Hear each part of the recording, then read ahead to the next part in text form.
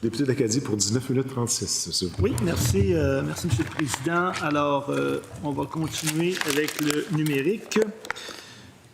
En ce qui concerne la bonification des services judiciaires numériques pour la consultation des dossiers à distance, vous avez investi combien d'argent cette année et est-ce que le service est accessible dans toute la province? Donc, votre question, c'est sur les... Services judiciaires numériques pour la consultation des dossiers judiciaires à distance. Et c'est la question 68 de nos renseignements particuliers de l'opposition officielle.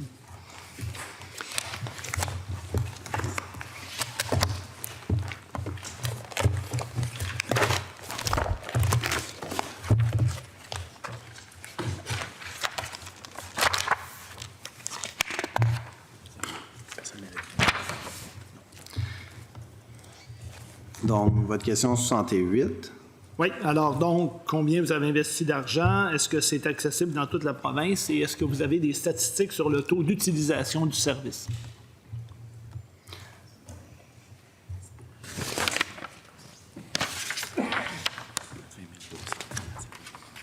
OK. OK. Alors, il n'y a qu'un seul type de dossier qui est couvert par ça actuellement. C'est les actions, les dossiers non contentieux.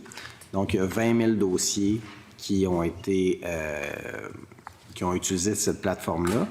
Le prochain déploiement pour les dossiers entièrement numériques, comme on discutait tout à l'heure, ça va être les actions collectives qui devraient être livrées cet automne.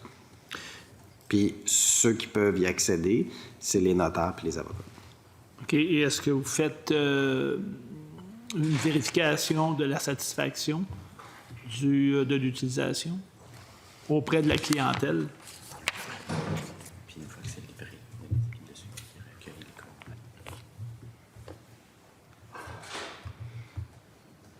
Alors, on consulte avant que ça soit lancé pour prendre les besoins des utilisateurs.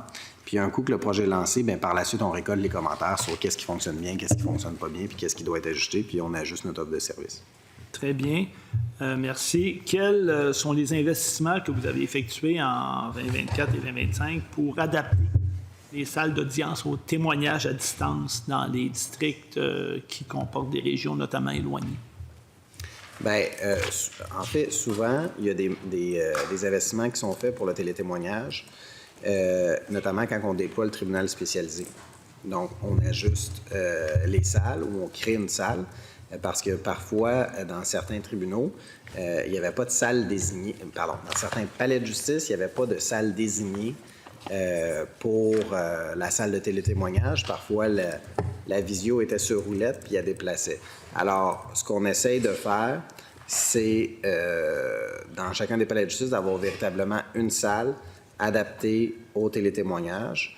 On a une nouvelle salle à Montréal.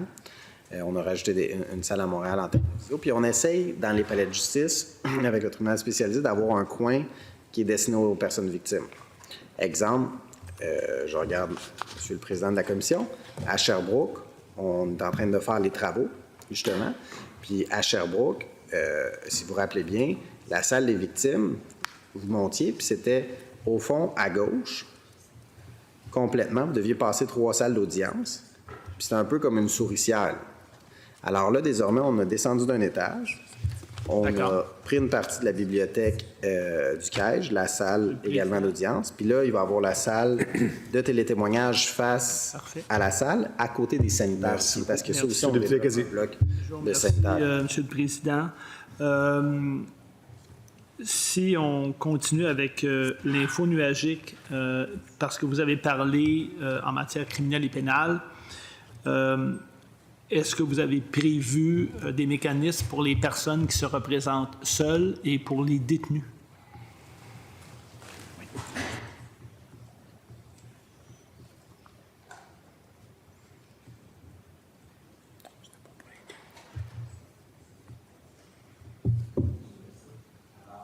Une personne qui se représente seule va pouvoir le faire de chez lui, exemple, pour consulter la preuve ou consulter les différents éléments. Il va avoir accès au dossier. Pour une personne qui n'est pas en mesure ou qui n'a pas la technologie ou qui n'a pas les facultés, les aptitudes pour utiliser la technologie, à ce moment-là, elle va pouvoir se présenter au greffe du palais et elle va être accompagnée pour consulter son dossier, les outils associés à ça.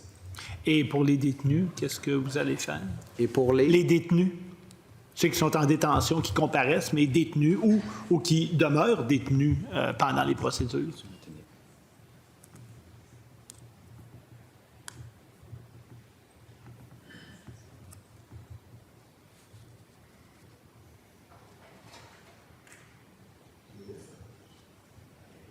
Alors, le détenu va pouvoir consulter. Actuellement, il y a de la visio. Donc, les détenus, éventuellement, vont pouvoir consulter aussi. Donc, leur dossier également dans les centres correctionnels.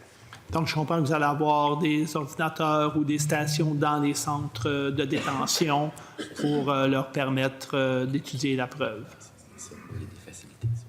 Mais il y a des facilités qui vont être possibles pour que les détenus puissent consulter leur dossier, ceux qui sont non représentés. Je vous remercie. Maintenant, en lien avec les délais de traitement des dossiers à la Cour du Québec, c'est la question 85. Les renseignements particuliers de l'opposition officielle. Je constate que le délai moyen d'audition à la Chambre civile, par exemple, est passé de 216 à 232 jours, alors que le nombre de dossiers est passé de 48 257 à 45 392. Comment vous expliquez ça? Donc, en Chambre civile, excluant la division des petites créances, dossier ouvert 45 392, c'est là que vous êtes? Oui, ben c'est ça, oui, effectivement, oui. Donc, dossier en juridiction 22, demande introductive d'instance 16 377, délai moyen d'audition 232 jours. Délai médian pour obtenir un jugement, demande introductive d'instance 105 jours. Alors, votre question? Bien, ma question, c'est le nombre de dossiers diminue, puis les délais augmentent. Alors, est-ce que vous avez fait une analyse? Puis je comprends que vous avez nommé des juges, puis là, vous me dites qu'il y a... Bon, vous voulez une justice qui est plus efficace. Donc, est-ce que vous avez fait une analyse qui peut expliquer cette situation-là? Bien, vous le savez, on donne des outils au système de justice pour faire en sorte, justement, d'enlever de la pression sur le système de justice. Notamment, on a fait le projet de loi 8 avec une procédure simplifiée, 5 pages seulement en demande, 2 pages en défense. En matière civile également, médiation obligatoire aux petites créances. Si vous passez par un mode alternatif de règlement des différends, vous allez être fixé par préférence aussi. Donc, on a touché à la procédure civile aussi. Vous vous souviendrez, là, je pense qu'on a fait ça en 2023, là, ensemble. Alors, on vise à aider le système de justice. On encourage le règlement des différends avec les centres de justice de proximité. Ça va aider. Donc, on multiplie l'ensemble des initiatives. Mais, encore une fois, c'est pas le ministre qui fixe les dossiers, qui prend le délibéré, qui gère la preuve, qui gère les audiences. Alors, c'est sûr que ça va nous aider sur les personnes qui sont non représentées. Puis c'est pour ça que l'annonce avec le barreau et la Chambre des notaires, c'est une bonne annonce parce qu'on va avoir des juristes en palais de justice. Donc, des juristes de CJP. Fait que toutes les personnes qui sont non représentées vont pouvoir avoir accès à un avocat ou un notaire qui va être présent pour les conseiller. Quand on parle de justice de proximité, puis pour la magistrature, ils notent, eux aussi, une augmentation du nombre de personnes non représentées. Donc, c'est sûr que ça ralentit les procédures aussi, quand vous devez expliquer comment fonctionne. Puis, on s'entend, c'est pas toujours simple, la Cour. Alors, il y a des procédures, tout ça. Alors, si vous êtes un non-initié, bien, ça peut être plus complexe. Alors, le fait que l'État décide de s'engager avec les autres professionnels pour dire, bien, on va fournir des services, on va fournir des avocats, même chose dans le milieu communautaire aussi, bien, ça va orienter les gens. Merci. Est-ce que vous avez des statistiques sur le nombre de procès, particulièrement en matière criminelle, qui ont été annulés ou reportés cette année en raison du manque de personnel, donc greffiers ou constables spéciaux?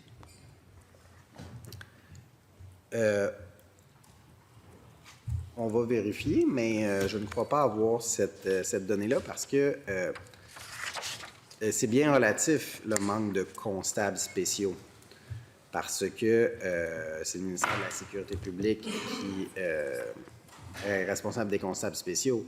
Mais on n'a pas de contrôle sur la magistrature qui décide ou non de fermer une salle d'audience. Il y a des mesures alternatives qui peuvent être faites, notamment avec des patrouilleurs, avec des agents de sécurité. On a d'ailleurs déployé des arches de sécurité dans plusieurs palais de justice, un investissement de plusieurs millions de dollars. Donc, on en a mis à Longueuil, on en a déployé à Chicoutimi, Joliette, à Québec, il y en a maintenant aussi. Il y a d'autres palais de justice aussi qui s'en viennent. Donc, je comprends que vous n'avez pas ces statistiques-là. Je n'ai pas ces statistiques. Parfait. Je vous remercie. Et par ailleurs, ce qui nous aiderait sur les délais, ce serait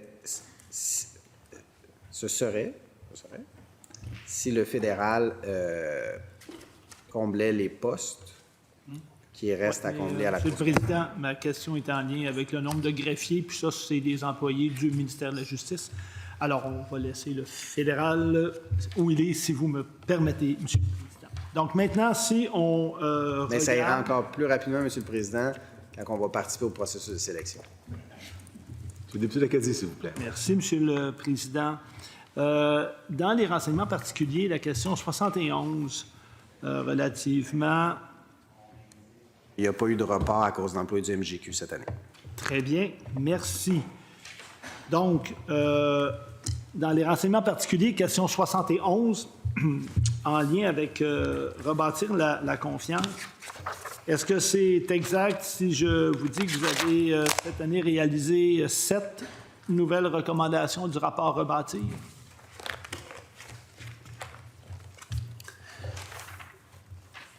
Vous voulez dire qu'on en a fait 7 nouvelles? Oui, c'est ce que je voudrais vérifier avec vous. Ben, écoutez, je vais vérifier ça.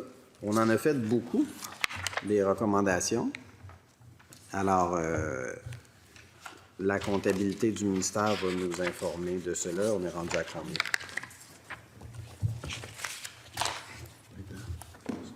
Vous, c'est par rapport à l'an passé. Oui, c'est ça, pour voir votre progression. On va le vérifier et on va vous revenir. C'est ici.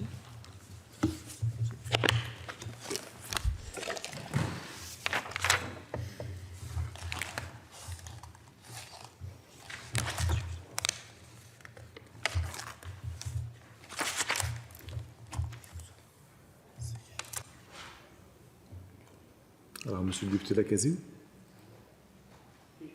Et j'aimerais savoir, vous aviez, avec le rapport Rebâtir, la volonté de constituer une banque d'avocats spécialisés, notamment pour les dossiers de violence conjugale, agression sexuelle. Est-ce que cette banque-là fonctionne? Il y a combien d'avocats spécialisés dans la banque? Est-ce que ça continue et est-ce que vous êtes satisfait de la progression obtenue dans ce dossier-là? Alors, pour la banque d'avocats spécialisés, je crois que le barreau collaborait avec nous sur cet élément-là. Donc, cette année, juste à votre question précédente, là, pour rebâtir, on en avait terminé 13 l'an passé, puis cette année 19, donc on est à plus 6 cette année.